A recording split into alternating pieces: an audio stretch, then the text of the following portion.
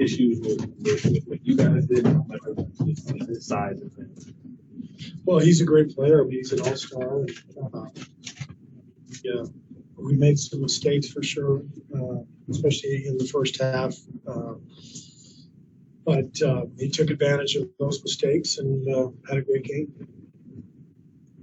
Particularly see that success really wasn't on the floor. Could you have done more strategically there, or was it just without a backup center? Yeah, it's tough because this is a really good 3-point shooting team, and he generally is out on the perimeter, so we'll go down on the low block. So there are occasions where we can double him down on the block, and probably missed a couple of opportunities to do that tonight. But he's a big guy, and so when he's got that 3-point shooting ability, he can put it on the floor, get to the rim. He makes it tough on the defense. How vital would it be to get more offensive production out of guys like Andrew and Jordan?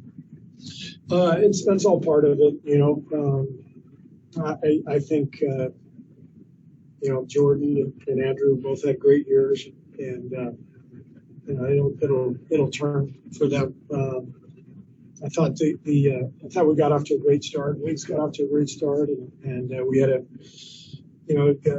lead in the first quarter, and game kind of got away from us when we went to our bench. We just didn't have a great effort from the second unit. They weren't connected tonight. That was probably the most disappointing part of the game for me, was just the lack of connection at both ends by the second group. But we're really shorthanded, obviously, and we just got to keep going. We're going to be fine long term. I'm excited about our team, excited about where we can go, but we just got to weather this storm. Draymond is obviously an answer that towns from potentially and a lot of your other issues. What are the issues right now that you feel like are not Draymond's absence related that concern you the most? Well, I actually liked the way we played, against Dallas the other night. Obviously, other than that 8-minute stretch, played with a lot of spirit, a lot of energy. Our defense was really good. Same thing in Portland. I thought our game against Denver before the break the process was really good. The energy was good. Tonight was the first time I sensed that there was a breakdown in our connection, and that has to be an exception rather than a rule. So that's the most important thing for me looking ahead to Dallas and the rest of this trip is our guys need to be connected, and there's just got to be one goal, and that's to play together and to win the game. And we can't get frayed. I thought we got a little bit frayed tonight. Where do you see that? On defensive breakdowns, or where do you see the worst? I think all over the place. It's more of an intangible than a tangible. It's not a strategic thing as much as it is just a feeling and an energy, a collective spirit. I didn't like the energy and the spirit tonight. How can the team build more connection moving forward? That's what being on a team is all about. That's what my job and the staff's job is about. And I have no doubt that we will get reconnected because we've got great people on our team, and we've got a great culture, and we've established something here that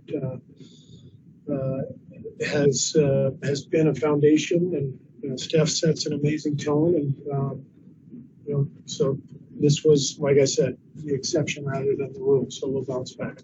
Did Moody get cut? Is that what happened? He got poked in the eye.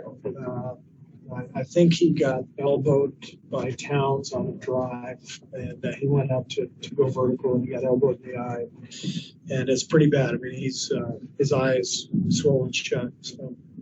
Do you think will play Thursday? I don't know. He's going to meet us in Dallas, and so we'll see him tomorrow.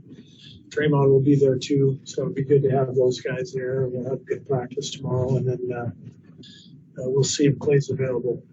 Do you need, you mentioned Draymond being, do you need him around more? Yes. When we talk about being shorthanded, we talked a little bit about it before the game in terms of just Jordan sticking in the second unit, and then Moses is out the second half, and Otto has to go in.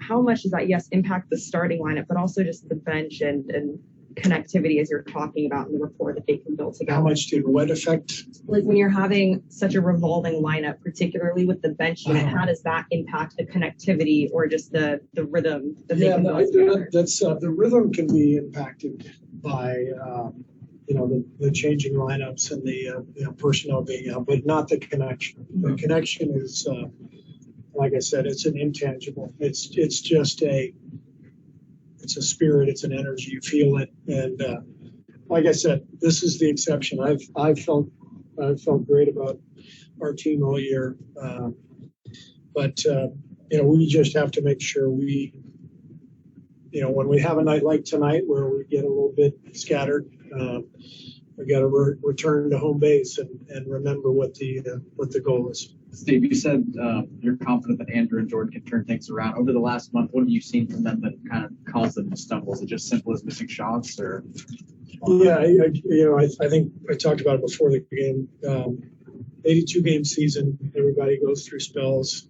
Steph had a cold spell, a few weeks ago, and it's impossible to go through an entire season, in a groove. Stuff goes up and down, and so I'm not concerned about those guys. I think we might have anything on Zoom. Monty Poole. Steve, I know you talked about Andrew, but he had 8 points in the first 3 minutes. He had 4 the rest of the night. There were a couple of times where he got lost on defense. One time in the third quarter, I know a huge corner 3 that he gave up.